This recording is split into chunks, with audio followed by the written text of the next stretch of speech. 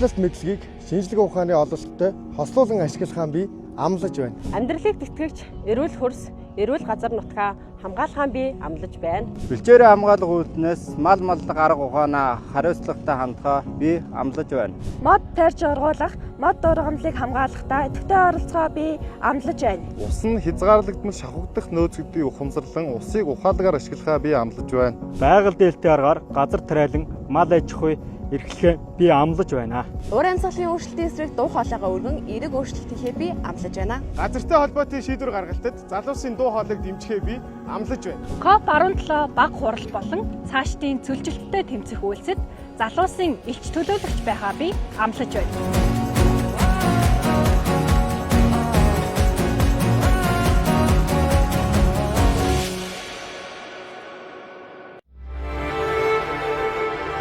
Restoring land, restoring hope.